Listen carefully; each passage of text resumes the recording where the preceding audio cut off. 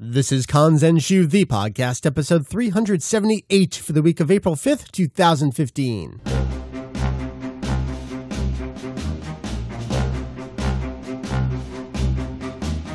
What up, heya-os? Welcome to Kanzenshuu, the podcast, an extension of the all-encompassing Dragon Ball fan site. What is it again? Oh, come on, yes, Kanzenshuu. That's right, we cover anything and everything Dragon Ball in hopes of enlightening and a little bit of entertaining. Julian, sir, how are you? Well, you know, I'm pretty good. I may have kind of gone and seen a movie before anybody else in the English-speaking fandom. That's right. How's it feel? I feel special, and I'm amused and somewhat dismayed at the firestorm of vitriol that it seems to have unleashed. But yeah, good job, man.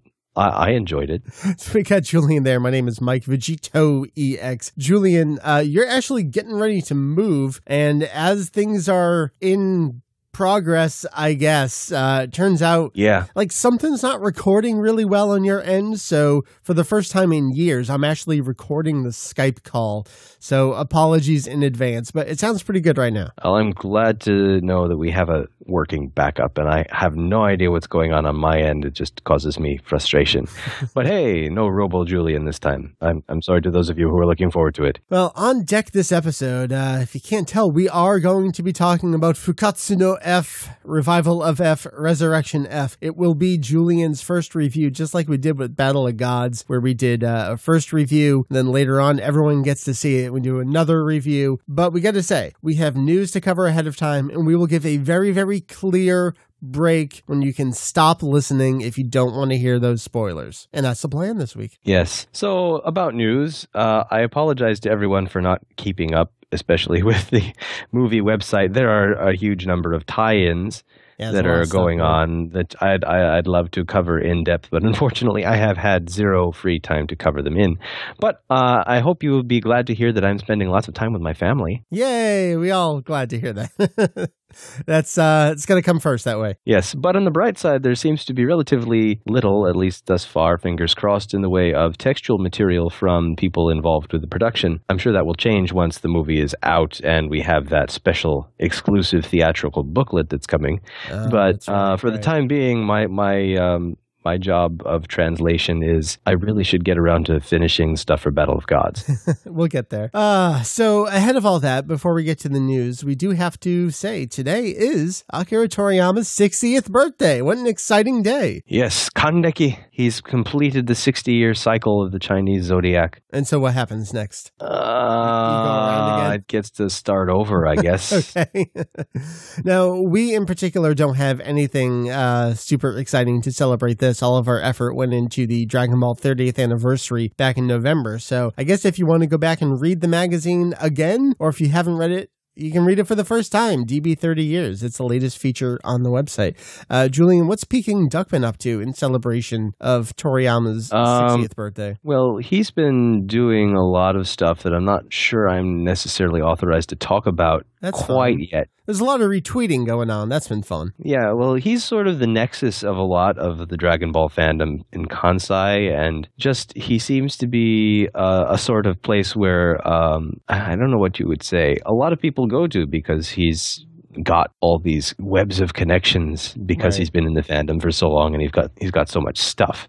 So, but there's tons of fan artists and just fans who've been drawing pictures and making stuff for the day, and it's been sort of heartwarming to see across the entire day. Yeah, there's been a lot of really great drawings. It's not all Dragon Ball stuff, too. There's been some Dragon Quest, some Dr. Slump. It's been a lot of fun to see. I mean, we're so Dragon Ball-centric. We forget about all the other work that he has done over the years. Yeah, Dragon Ball was the biggest thing, but Dr. Slump's what made him a household name, and he's done a lot of video game work, too. So cheers to the man. Check out all that stuff. Before we get to the news, I guess the only other thing I want to say, in case you missed it, if you do subscribe to the podcast, you would have received this. I recorded the first of what was going to be 7 Kerr blogs, or our buddy Chris Kerbifer, leading up to the debut of the new movie. There's been a few more since then. He's had Masako X from Team 4-Star. He had Kyle Hebert from the Funimation cast.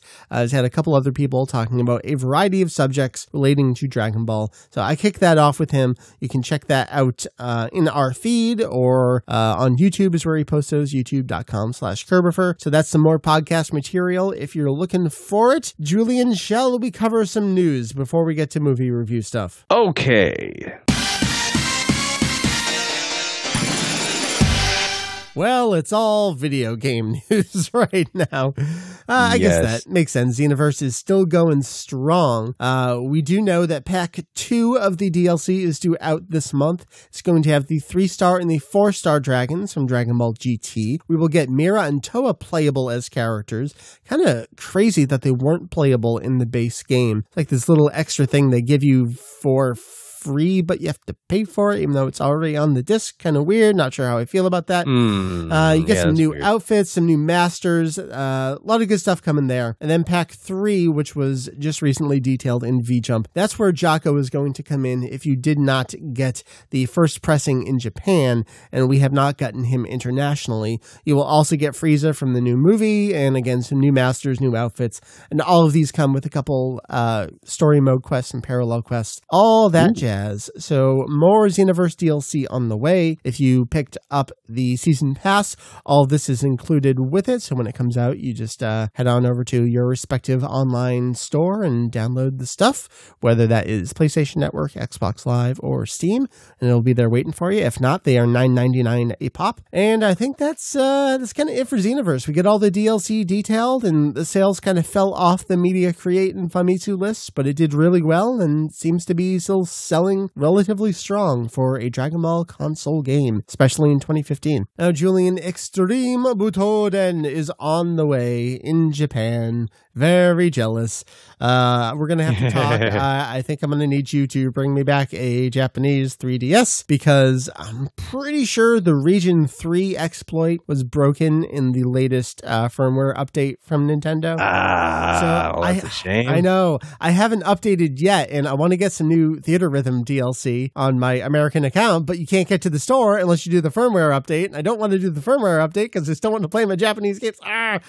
But I think one of the reasons why I definitely might just have you bring me back a Japanese system is that there's a demo coming, and you can't get to the Japanese store unless you have a Japanese system. Can we kind of go over what's going on with Extreme Butoden? What has V-Jump detailed for us lately? In the May issue of V-Jump, which came out last month, in March, that is, so we had some details about the demo of the upcoming game, Extreme Butoden.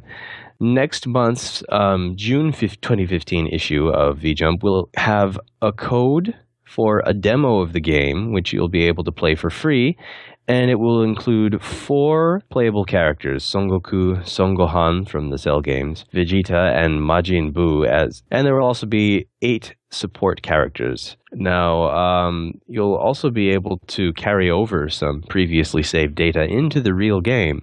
And save data from the demo will allow you to both carry on your progress and enable you to play as Goku and his outfit outfit from the upcoming movie. And also, if you have saved data from Dragon Ball Heroes Ultimate Edition 2, it'll also enable you to use Super Saiyan 4 Vegeta as what appears to be a Z-Assist character using his Final Shine attack. So that's pretty cool. It is pretty cool. And so there's a couple of things there why I think I need that Japanese system. We will work out the payment on that. Well, if you pay for one for me too, I don't know about that, buddy.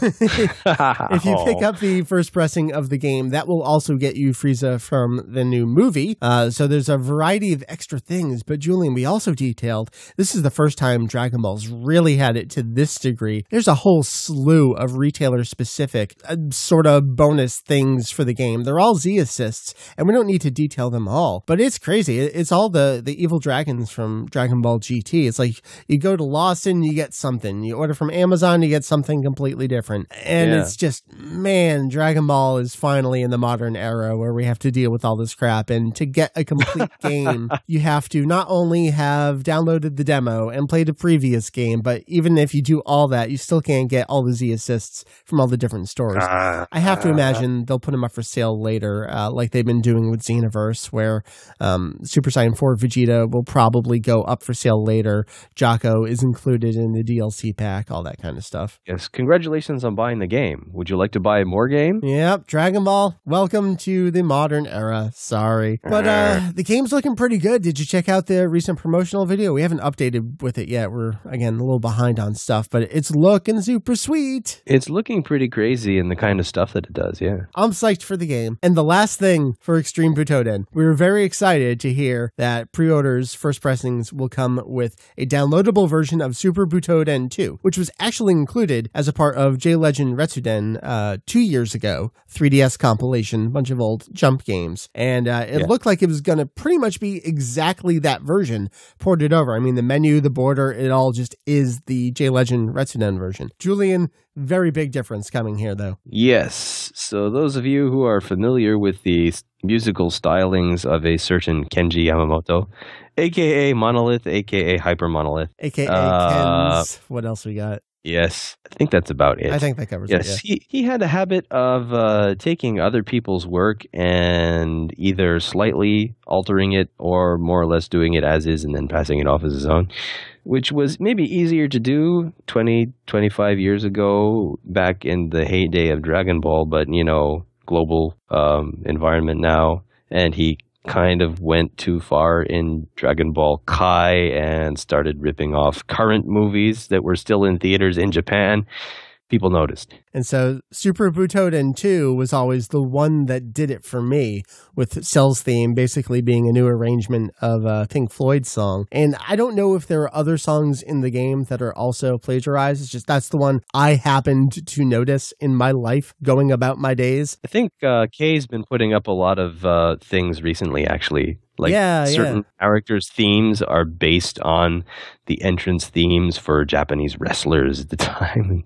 It's a lot of weird stuff that Yamamoto was doing. So unfortunately, that music is being ripped out of the downloadable Super Famicom game here. And we don't really know what they're going to replace it with. It's going to be something. A lot of people are questioning, like, man, so are they going to make new Super Famicom styled tunes that would work as if it were a real Super Famicom game? Or will it be totally updated and out of place against the old 16-bit graphics? We don't know yet what it's going to be. I'm very curious. Julian, they put out J-Legend Retsuden 2 years ago, and it was totally fine as is. Do you think this is an indication that they plan to bring it abroad? But even thinking about it that way, when Dragon Ball DS2 came out, it included within the cartridge a port of Shenron no Nazo, The Legend of Shenlong, the first Famicom game, which we actually did get released in the US as Dragon Power, but our Dragon Ball DS2, Dragon Ball Origins 2, didn't include that bonus. I could see, we don't know yet if Extreme Butoden is coming out internationally,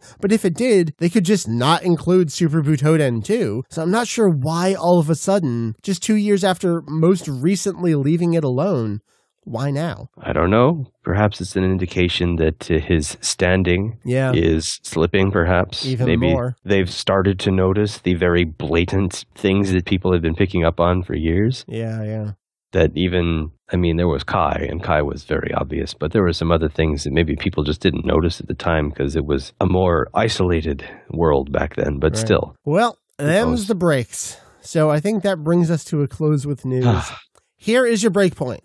From here on out, we're talking about the new movie, Fukatsu no F, Revival of F, Resurrection F. Full-on spoiler territory.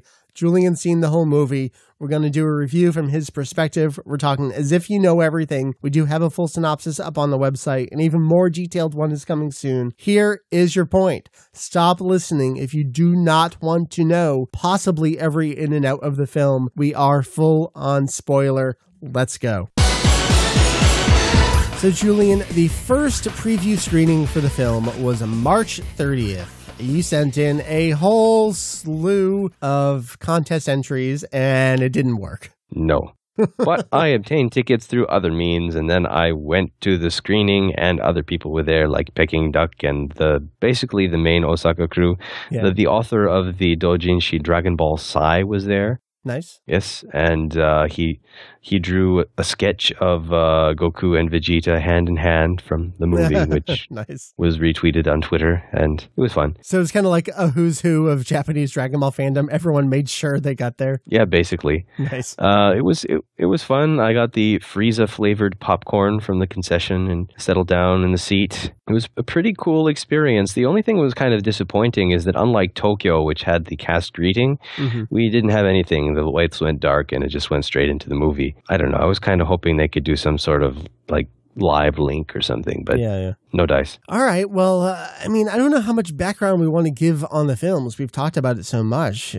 We have to acknowledge Toriyama wrote it from the beginning, unlike Battle of Gods, where the script was given to Yusuke Watanabe, and then Toriyama came in and threw out, from what we're led to believe, pretty much everything, save like the two main concepts. I don't think we're ever going to know what the full extent of his rewrites were, but it sounds like it was a ton. Very different, Toriyama being responsible from the start here. And then we have Tadayoshi Yamamuro, an animation director, character designer, coming in as the flat-out director of the film for the first time ever. So from those two standpoints, how did the movie feel compared to Battle of Gods, I guess? Well, I'd say the script was very much Toriyama. Yeah. In that you can't think of it in terms of plot, you can't think about it in terms of continuity. Well, you could, but you probably as I've seen, it invites chaos. Right. What you need to think about it is, in the moment, you need to examine the way the characters interact with each other and how entertaining it is as a work. And in that respect, I really enjoyed it. There's a lot of little things where you think, well, what about this thing? Well, what if they did that? And why didn't they talk about this? Well, it's Toriyama. You don't worry about that with Toriyama. Toriyama's purpose is to give some people something that's entertaining in the moment, and he doesn't care if they forget about it as soon as they walk out of the theater. Yeah. And in that respect, I think it really succeeds. It's entertaining. It's fun. It is what it is. And as long as you don't think too hard about it, which, and I know we our site is premised on thinking too hard about it, but don't worry so much. I mean, there's people who get all sorts of bent out of shape about how powerful this character is supposed to be, or don't be that person, please. If you go into this movie thinking that way, you feel like you're just immediately setting yourself up for disappointment. So you got to go from, this is how you were describing it to me, is that the movie kind of lives by the interaction among Goku, Vegeta, and Frieza, and specifically with the voice actors there. Yes, I think the performances are really what carry the movie. And it's those little interactions and the way they play off of each other that really sells the entire thing. And it makes me curious as to how an English dub will do, as whether they'll be able to pull that off. In fact, at points, I could almost imagine myself closing my eyes and sort of listening to it as a kind of a radio play almost. It was that reliant in some places on the dialogue, which is kind of strange to say about a Dragon Ball film, but that's what it was. It was very much that sort of thing. The way you're describing it, being in the moment and not necessarily worrying about continuity stuff, and he's included in the film, it reminds me a lot of Jocko, the manga itself, where it was such a wonderful self-contained story. And there were a couple things where it's like, oh, that doesn't quite fit in, even ignoring the Goku's age kind of stuff. But things like, well, no one ever really mentioned tights and Bulma and when she's supposed to be in school, that doesn't really, jive with the original. But if you take it as this standalone wonderful story, it just worked so well in that regard. And Jocko really excelled because of the interaction among the characters. So would you say the new movie is kind of a parallel to that, just with the straight up Dragon Ball cast? Well, I absolutely think that. I mean, there's little nagging things that if you really know your stuff, you might not be entirely able to put out of your head, but try to examine it on its own merits. And then if you don't like it afterward, then okay. but give it a chance. That's all I'm saying. I do want to stick with a couple of those points, though. The main thing, namely being the kids, Goten and Trunks, and they do a little hand wave where it's like, oh, we left them because they would cause too many problems. Yeah, I don't buy it, man. Like they really should be here in some regard. I mean, we're talking about how many hundreds upon hundreds of soldiers there are. I mean, sure, I guess it would be similar to movie 12 when they're dealing with the dictator's foes, but they could be doing something. Right. Why not have number 18 on the battlefield? Get a babysitter for Marin. I don't know. I mean, she's strong. She's powerful. I mean, apparently they are aware that number 17 is alive, so why not contact him too? I don't know. There's a lot of little things like that. But did they just not want to have any more characters? Because let's talk about who's on the field here. So correct me if I'm wrong. So ignoring Goku and Vegeta, we have Kami Sennin, the Turtle Sage. We have Bulma, who's kind of just there talking. We have Jocko. We have Tenshinhan. We have Kuririn. We have Piccolo. And we have Gohan, right? Yes. Okay. Right. But remember, every time you add a character, you add a personality, you add their connections to other characters, you have to add in the way that they fight. It would get to the point where you'd be really weighing down the movie up front with a lot of stuff. And it's probably a pragmatic thing, too, because, well, what do Goten and Trunks do when they get into a fight? Well, first they horse around until they're out of their league, and then they fuse into Gotenks, and then they do the same horsing around until they either screw up royally or they split back into the original two people. Yeah. What else can we do with those characters? Have they matured? If they have matured, are they still interesting characters? Because, well, Trunks being more serious is kind of like future Trunks, but he doesn't have the tragic backstory, and it would just be him getting his act together. Yeah, I get that, but at the same time, it's like, well, that's not my job. That's your job, Toriyama. Come up with something convincing. Yes. I would have liked there to be just a throwaway scene that showed them either playing video games or sleeping through the whole thing. Just, oh, wait, where's everybody, sort of thing. But, which is what I actually expected. You've heard me talk about it a few times. And not that I don't love Tenshinhan. I absolutely adore him. But it really did feel like a strange choice of Tenshinhan and no Yamcha, no Chaozu above the kids. And maybe they wanted one less Saiyan on the field. I don't know. But something about the group didn't. I don't know. Well, it's the kind of thing, too, where I have a feeling, especially with the way that the first half of the movie proceeds, it really feels like the way that the narrative jumps around. And again, it could be Toriyama's writing style because he tends to jump around, too. But it almost feels like they cut out a lot of sort of initial setup in order to get to the showpiece fight later in the movie, and that could be budgetary, it could be time related, it could just be, I don't know, because they want to do an extended version later. I don't know. Yeah, you were telling me that you felt like you could almost script out what those extended scenes would be. Would it almost entirely be in the earlier parts of the films? From my understanding, basically. Like Frieza gets revived and then we don't even see what this training is. They just talk about it and then, well, it's time to go to Earth and let's get things going. We don't see this stuff. You don't get a clear sense of time passing at all. Yeah. In the beginning of the film, but apparently about half a year passes, according to Piccolo. So it feels like there's a lot of sort of things that would have, I don't know, explained that better that aren't there. And there are certain scenes in the companion manga which don't entirely get replicated in the movie itself, and we're not sure if that's Toyotaro inserting things to make it flow better on the page, or whether there's actually things that he saw that got cut out at a late stage. It's unclear. Yeah, he may have seen what were these narrative jumps and said, maybe I can flow this a little better. Maybe, but it's something that sticks out to me, and it makes me curious as to what the future for the movie holds in that respect. Yeah. I can almost imagine them doing an extended extended version, just like they did for Battle of Gods in the exact same way. We're talking about all the characters on the field and they're fighting. You said choreography is a really big thing here. So tell me about that. Does everyone get a chance to shine? Are they doing well? Does it look good? It's fun. I think the fighting is probably the best of the animation in the movie. There's some really awkward CG at points across the movie that really stands out, and I wish they hadn't used. Some of it looks like it's probably for 3D effects, but since I saw the 2D version of the preview, I don't know. In general, however, I'd say that the animation shines during the fight scenes, and I think that's where Yamamuro proves his worth, because having come from a background where he was a Buddhist monk and he studied martial arts, he knows what he's doing in that respect.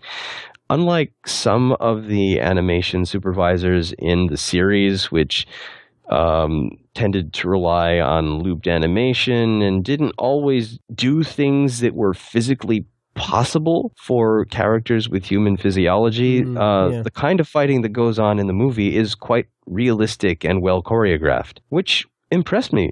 I thought it was really good. I just wish that the rest of the animation in the film was held to the same standard. I think a couple of people on the forums have commented that Yamamuro's downside is that he tends to be pretty weak in the way he composes scenes.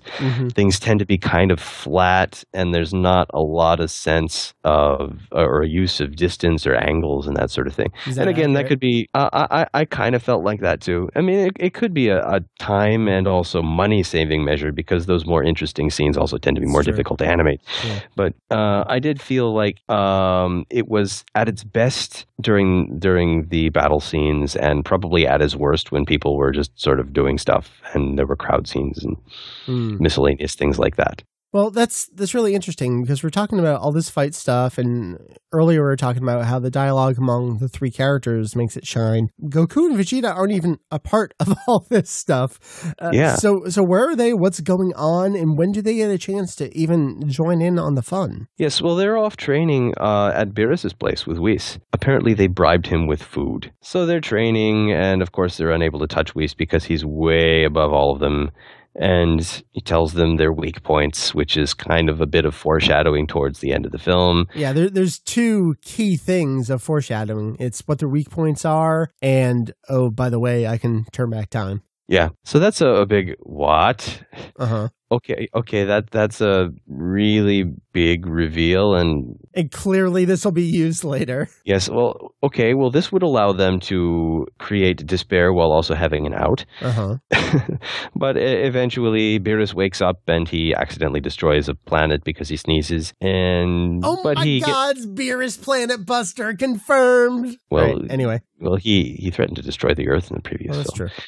Anyway. But Julian, you got to talk about feats that we have seen on the screen. Okay, well, he tries pizza for the first time and he enjoys it, especially the cheese.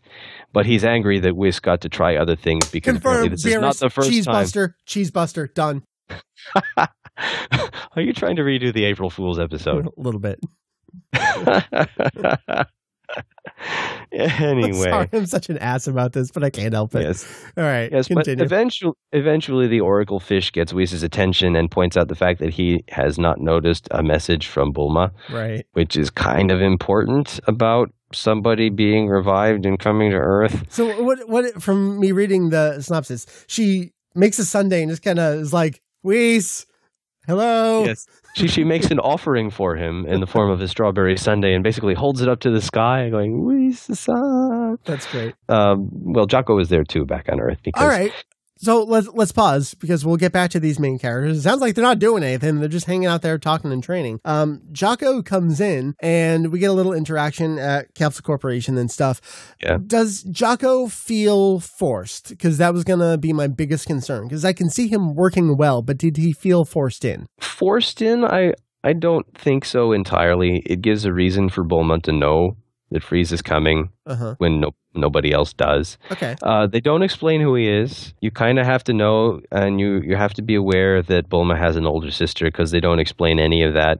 Why she knows him, and why he's heard from Bulma's older sister that apparently she knows the person who defeated Frieza and all this other stuff. Well, apparently they've been in contact. That's the big takeaway from here is apparently they've been in contact recently enough for Tights to be aware that Bulma knows the person who defeated Frieza.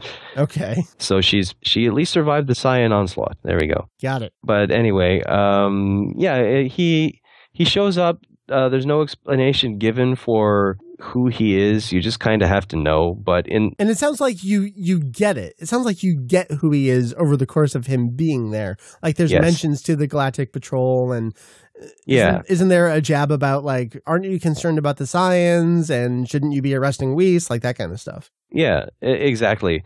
Well, he finds out that there's two powerful Saiyans who happen to be, one of them is the wife of Bulma, or the wife of Bulma, yeah, one of them is the husband of Bulma, and he basically thinks, well, I'll pretend I didn't hear that because Earth is in my jurisdiction. Right. So it's very much the Galactic Patrol looking the other way at things that they can't deal with. Right. Got it. Okay.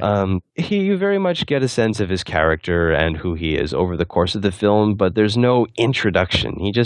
He shows up at Capsule Corporation arguing with the receptionist because he needs to talk to Bulma and the receptionist doesn't want to let in this weird mask-wearing guy. So do his interactions with the rest of the cast feel natural?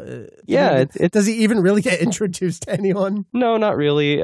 He and Credine share a funny interaction while they're both fighting with other the soldiers. Gotcha. Credine basically says something like, I don't know who you are, but I'm glad you're here. And Jocko says, well, I don't know who you are either. And he says, well, I'm an Earthling. And he says, well, you're too powerful to be an Earthling, and your face is weird. The lack of the nose. But then again, Jocko looks weird too. He's an alien. So Jocko is absolutely spitting out Jocko dialogue from the sound of it. Yes, so if you're a fan of him, he is himself. It's Toriyama at the helm writing the character that he created. He knows Jocko. Just wrote, so that's good. All right. I want to take it away from Jocko and back to Goku and Vegeta here. They've been off training. Now Whis gets this message that Frieza's back, so they decide to go take care of it. Like, is that really it? Well, they have to figure out how to get there quickly because it's too far away, apparently. And then Bulma shouts at him just to look for Frieza's key because that is very large. And he goes, oh, okay. It's after that, it is very much focused on the fight, the showpiece fight, which goes through several different stages and involving Goku and Vegeta and certain power-ups you may or may not have heard of. Right. But yeah, after that point, it is pretty straightforward, which is why it felt almost like they were rushing towards that. It needed to spend more time on build-up in order for that to be a better payoff. I mean, the fight itself was fun, but in terms of the plotting of that part, it got rather thin once that started. You mentioned it. We have to talk about it. We got to talk about the blue hair, which is not really given a name or anything. I mean, we have Golden Frieza, but we don't have whatever this blue thing is. How did Goku describe it? He says, well, basically it's Super Saiyan with the power of Super Saiyan God. Okay, sure. And then that's pretty much it, right? Yeah. And, oh, by the way, Vegeta uses it later too with no real explanation or anything. Ta-da! And I think that is a valid concern. I'm not into the power discussions. You know I'm not. And I'm a little more lenient than I probably should be about continuity stuff. But for me, that's really like, but we just had this whole previous movie with, it was such a big deal that everyone donated to Goku and his physique changed so much. And here it's just, hey, we're blue, I guess.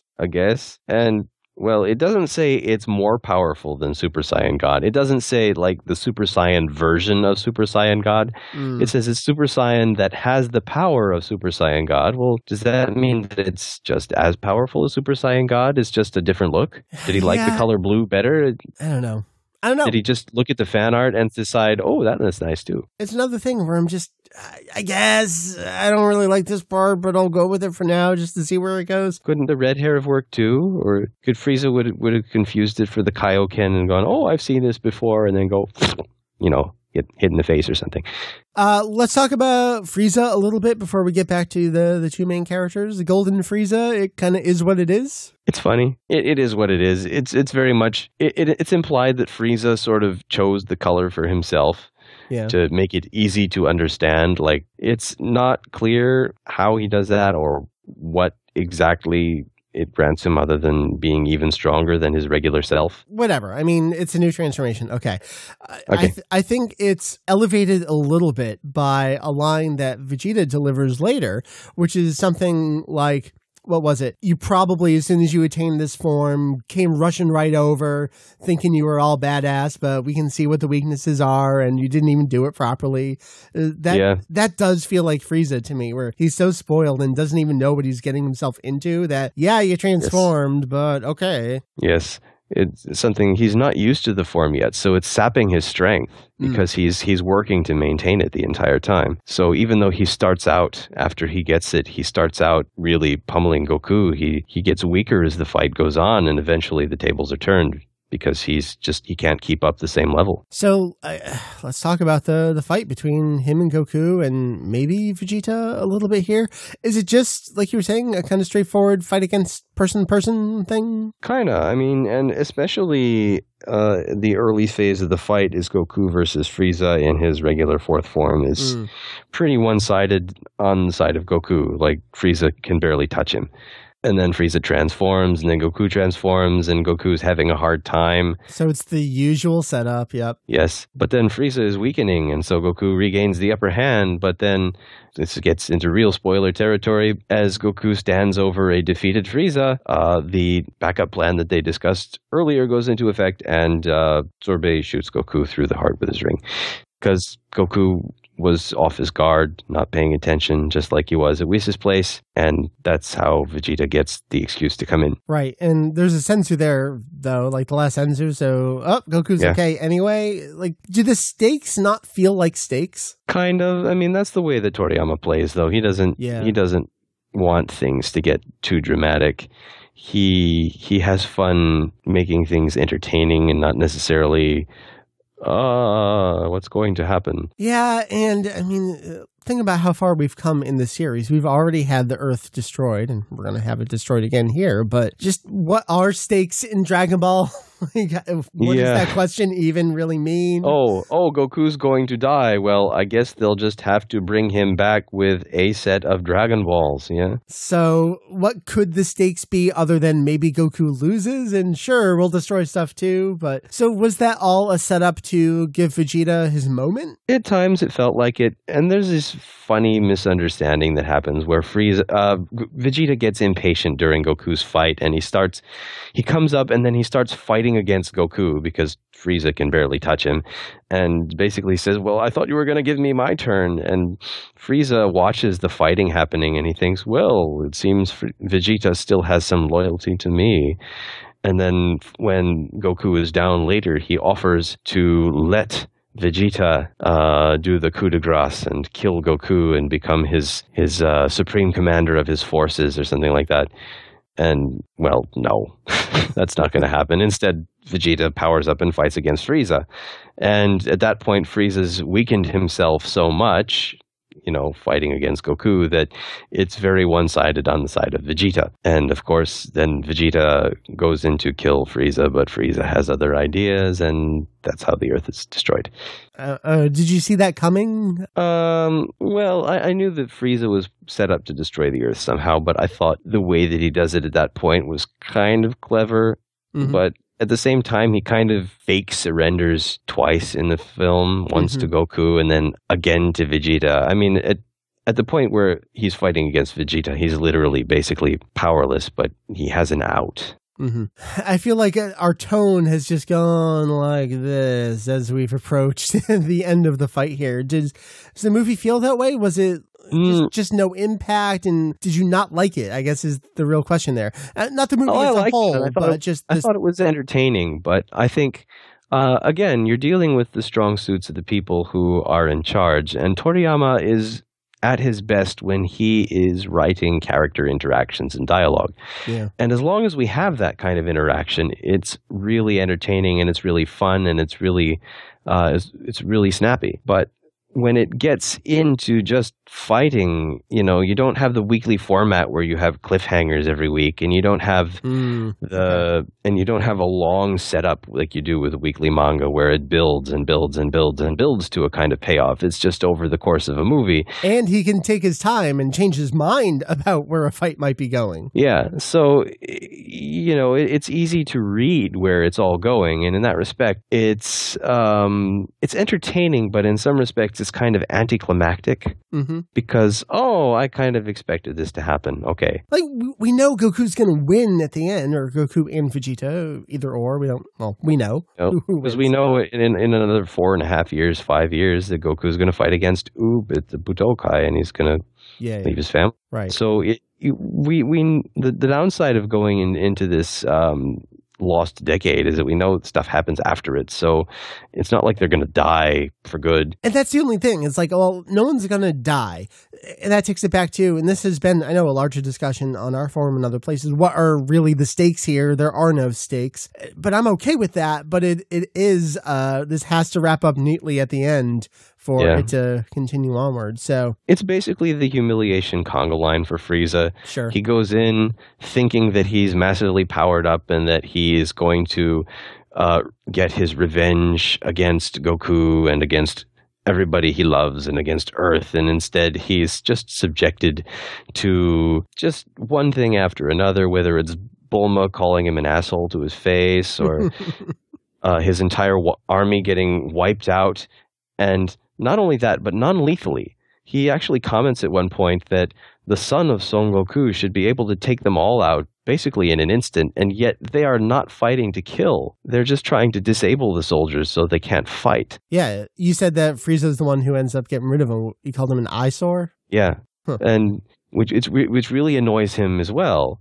And then he's, his vaunted new form is proven to be his weakness, and then he's defeated, and then he's defeated again. Everything he does kind of backfires, and he just gets one thing after another. It's basically Frieza the punching bag, the movie.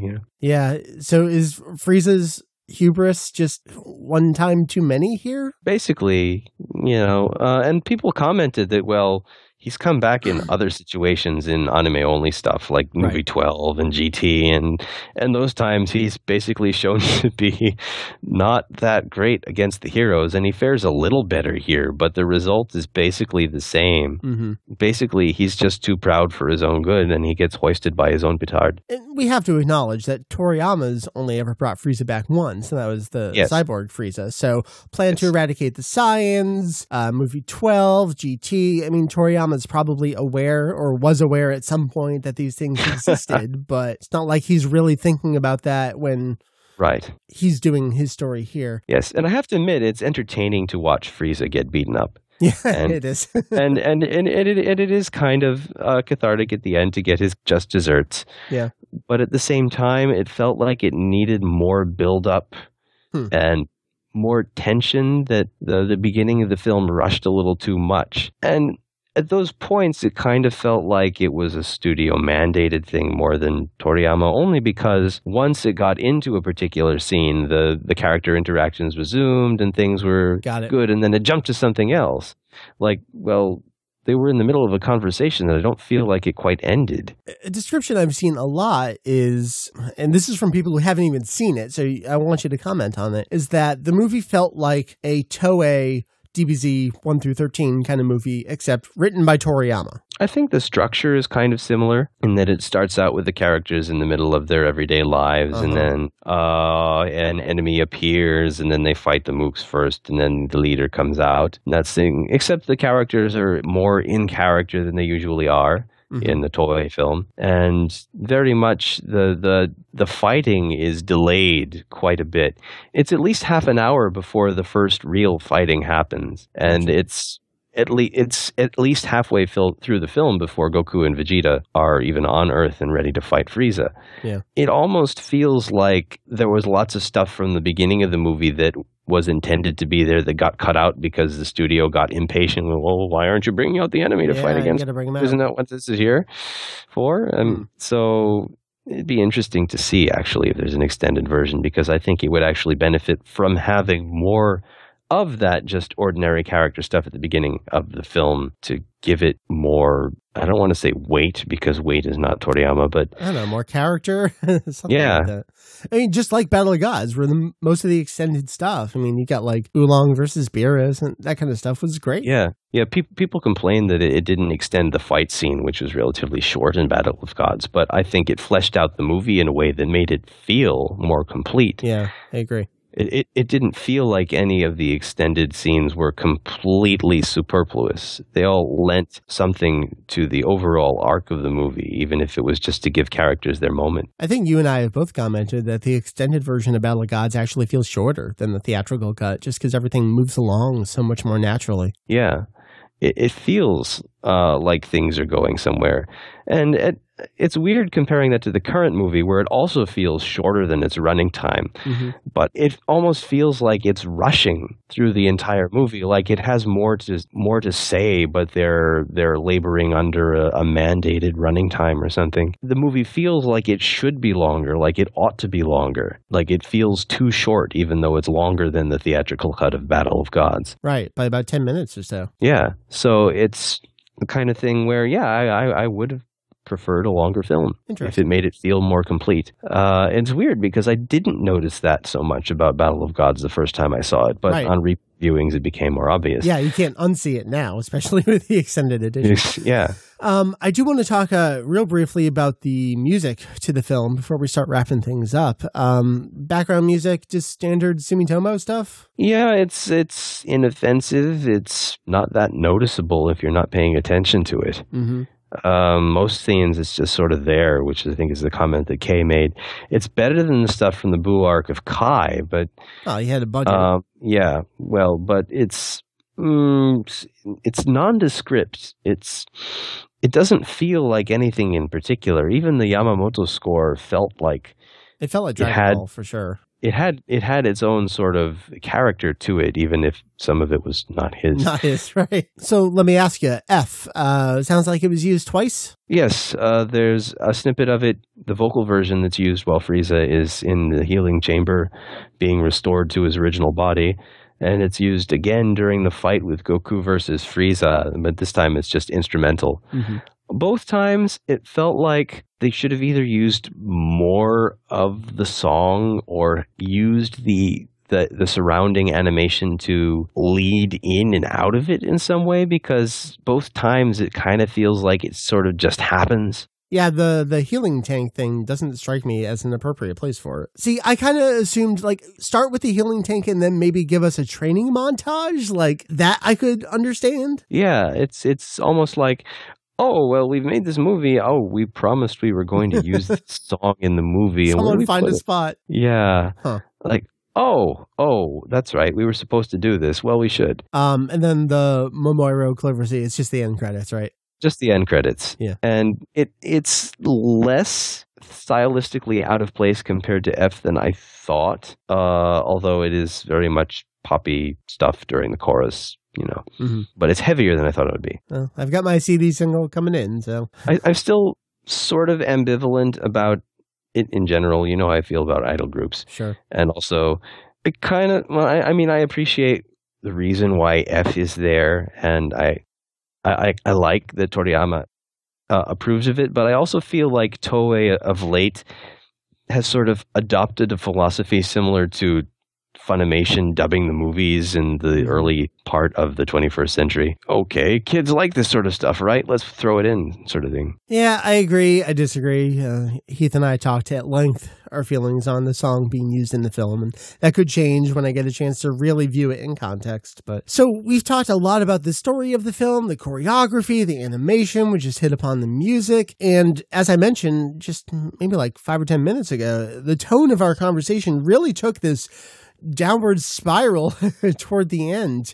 The raw tone of our voice got a little more dismissive and concerned, but overall it sounds like you actually really enjoyed the film. Yeah, and it's the thing, again, the characters carry it, and I really enjoyed, actually, maybe even more than the main fight, just watching all the different characters have their own little battles. Mm-hmm. That was a really entertaining part of the film, and I know I sort of glossed over it in the summary because we were trying to keep it short, And also because Lofty choreography is really difficult to remember instead of plot details. Yeah. Well, which arm does he use to do this, and how does he spin them around? I don't remember that kind of stuff.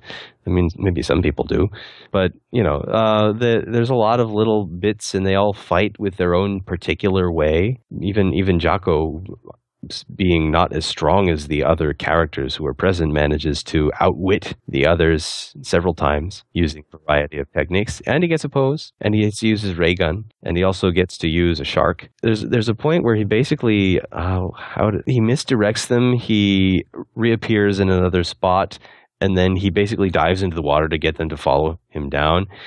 But their energy blasts into the water, piss off a gigantic sea creature, and they swallow it, and it swallows them.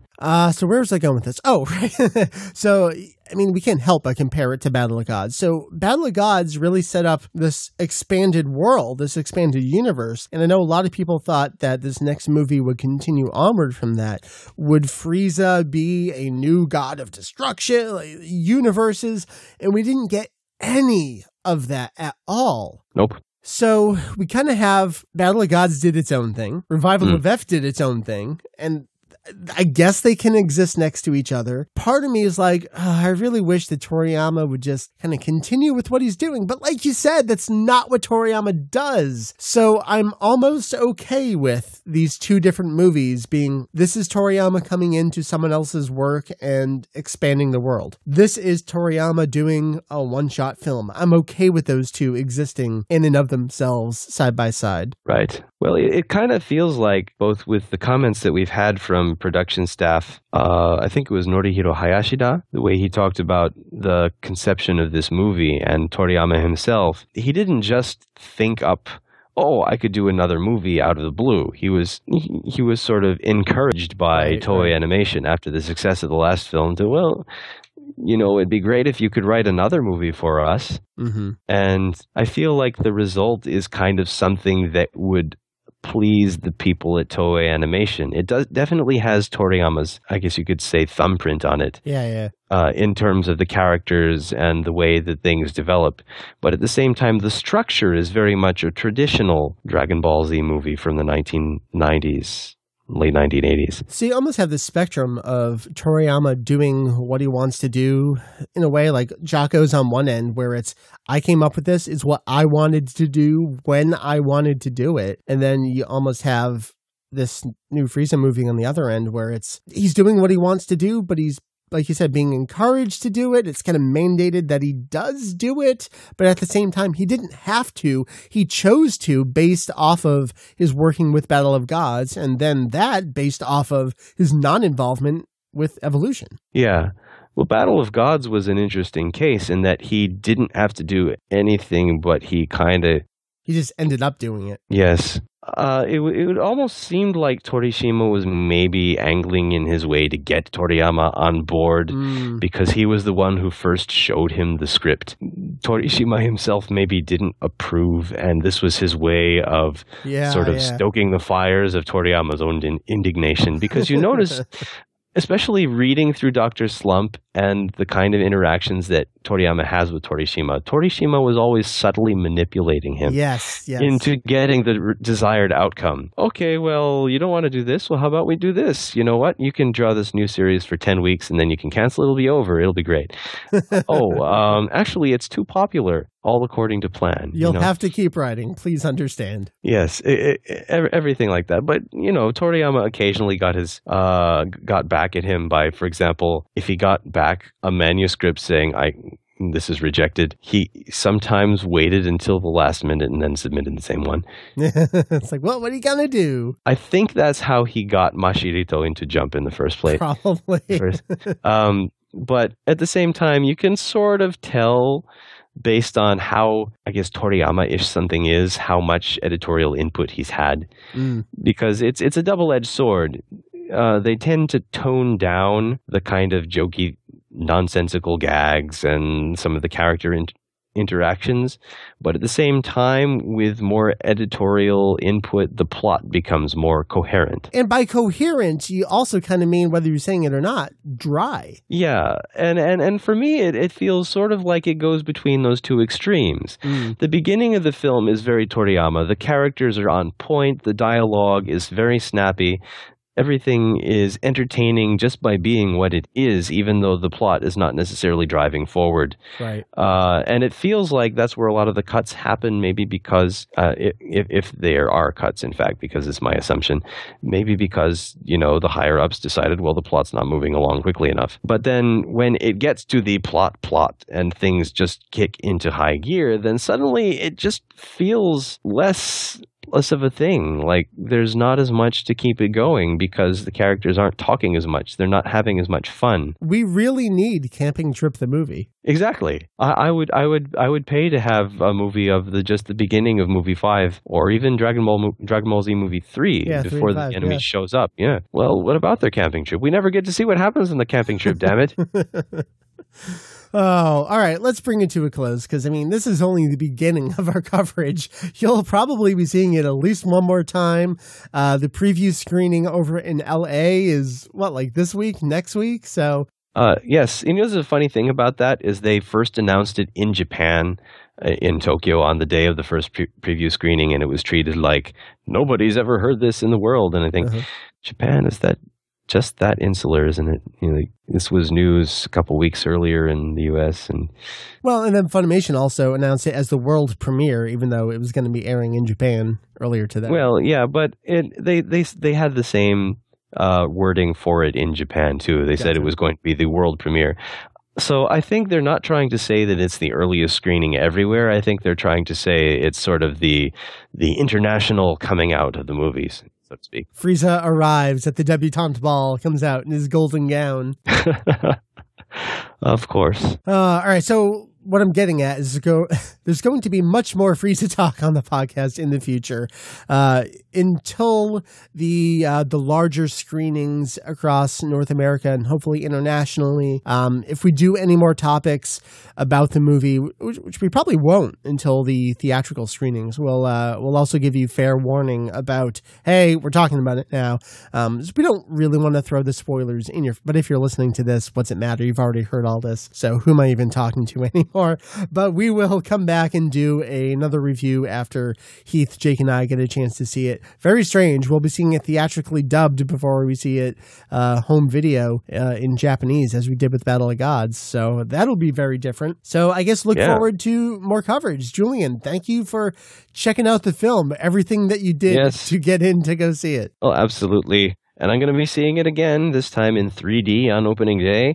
And who knows, maybe I'll even get to see it in English this summer. Yeah, that's right. We'll work on it. All right. We'll do a large gathering. It'll be lovely. Oh, that could be fun. Julian, thank you, sir. It's my pleasure, as always. All right. So that's Julian. My name is Mike. This has been episode 378 of our podcast. Apologies for recording the Skype call, but I think it's going to sound kind of okay. Apologies for a little bit of a mucusy voice in me. I'm getting over something again. Hopefully this is like we had the last snow of the season. Hopefully this is the last sinus infection of the season. We can all move past our long international nightmare, apparently. We will persevere. Thank you. It's my pleasure, as always. Who are you saying? Are you thanking the audience? I don't know. I'm just thanking everyone. It's like a plural you. It goes out to everyone. I'd like to thank all the little people. That's right. And they are, Julian. They're all little people. Is it like the Wizard of Oz or what? Yes. What is happening? The show is over. This is 378. We'll see you next time, whenever that is, for 379. www.kanzenshuu.com. We'll see you then. Peace out. Julian, wrap it up. Okay. Thank you for listening to this week's spoilerific edition of Kanzenshuu, the podcast. Check us out again.